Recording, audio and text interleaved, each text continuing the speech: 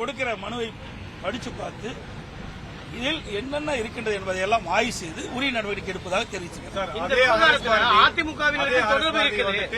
இது வந்து விக்கிரவாண்டி பை எலெக்ஷனுக்கு முன்னாடி ஒரு சூழ்ச்சி அப்படின்னு சொல்றாரு. சரி, யார் சூழ்ச்சி? எதுக்கு அவர் அமைச்சர் எம்எல்ஏ எல்லாம் பதவி போய் பேட்டி கொடுக்கறாங்க? இதெல்லாம் வேண்டும் என்று திசை திருப்புறாங்க. இது யாருடைய ஆட்சி? திமுக ஆட்சி. இன்றைக்கு 6000 லிட்டர் ஊரல ஒழிச்சிருக்கான்னு சொன்னா அப்ப யாருடைய ஆட்சியில் இருக்குது? யாருடைய ஆட்சியில் கள்ளச்சாராயம் காய்ச்சறாங்க? சிந்திச்சு பாருங்க. நகர நீங்க தானே போய் எல்லா இடத்துலயும் ஊடகத்திலையும் பத்திரிகையாளரும் போய் ஒவ்வொரு இடத்துல பேட்டி கேட்டீங்க. அந்த பேட்டியில மக்கள் என்ன சொன்னாங்க? இங்க தங்குதடை இல்லாம கள்ளச்சாராய விற்பனை நடைபெற்றுக் கொண்டு உங்க ஊடகத்திலையும் பத்திரிகையில் வந்த செய்தி தான் நான் சொல்றேன். நாங்க RS பாரதி மாதிரி சொல்லல. வயசாகி போச்சு, மாறி போச்சு, அதனால ஏதோ பேசுறாரு. வேற ஒண்ணும் இல்ல. அதுதாங்க வயது முதிர்ந்து விட்டது, சிந்தனை மாறி போயிடுச்சு, அதனால ஏதோ பேசுறதுக்காக பேசுறாரு. நாட்டு மக்கள் அத்தனையும் தெரியும், ஊடகத்துக்கும் பத்திரிகையும் தெரியும்.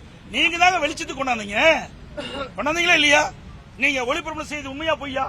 இப்ப நான் நிருபர்ல கேட்கிறேன், பத்திரிகையாளர் கேட்கிறேன், செய்தியாளர் கேட்கிறேன், தொலைக்காட்சி கேட்கிறேன். நீங்க வெளியிட்ட செய்தி உண்மையா பொய்யா? அதை நீங்க முடிவு பண்ணுங்க.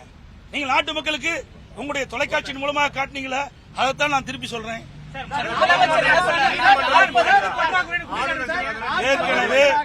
ஏற்கனவே அனைத்து இந்திய அண்ணா திராவிட முன்னேற்ற கழகத்துடைய வழக்கறிஞர் பிரிவை சேர்ந்தவர்கள் நீதிமன்றத்தில் இது வழக்கு தொடர்ந்திருக்கிறோம். இன்றைக்கு வழக்கு நடைபெற்றுக் கொண்டிருக்கின்றது. இந்த வழக்கு நேர்மையாக நியாயமாக நடைபெற வேண்டும்.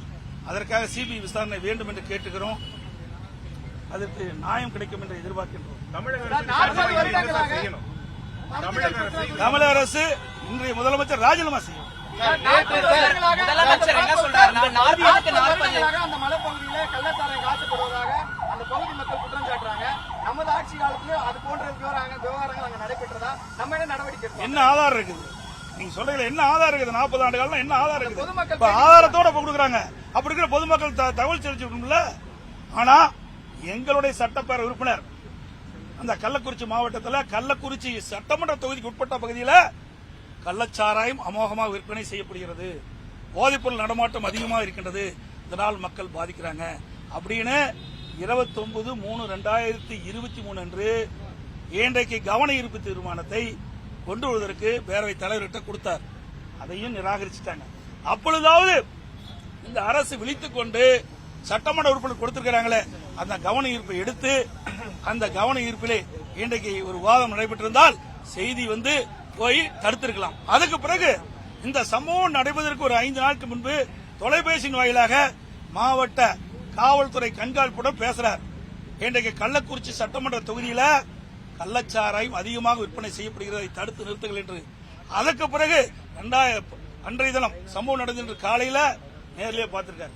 பார்த்து கள்ளக்குறிச்சி சட்டமன்ற தொகுதிக்கு உட்பட்ட பல இடங்களில கள்ளச்சாராய விற்பனை அமோகமாக விற்பனை செய்கிறது, இதை தடை செய்யுங்கள் என்று மீண்டும் வலியுறுத்தினார். எந்த நடவடிக்கை எடுக்கலையே. அது மட்டும் இல்ல, நீங்க பாத்தீங்கன்னா இன்னொரு வேடிக்கை, இன்னைக்கு கடலூர்ல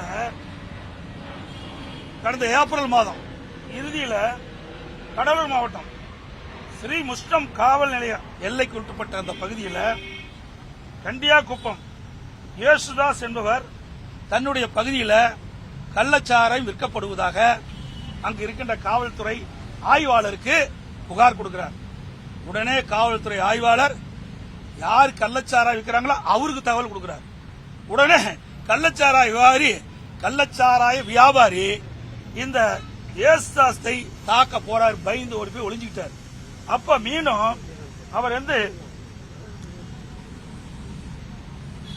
இந்த செய்தி தமிழ் சமூக வலைத்தளத்தில் எல்லாம் வந்தது. எதற்காக சொல்றேன்னு, இன்றைக்கு காவல்துறை அதிகாரிகிட்ட இந்த செய்தி சொன்னா இவர்கள் அந்த கள்ளச்சாராய விற்பனை செய்கின்ற அவரிடத்தில் தொடர்பு இருக்கிற காலத்தில் அவர்கிட்ட சொல்லி மிரட்டப்படுறாங்க. அதனால மக்களை பயந்துக்கிறாங்க.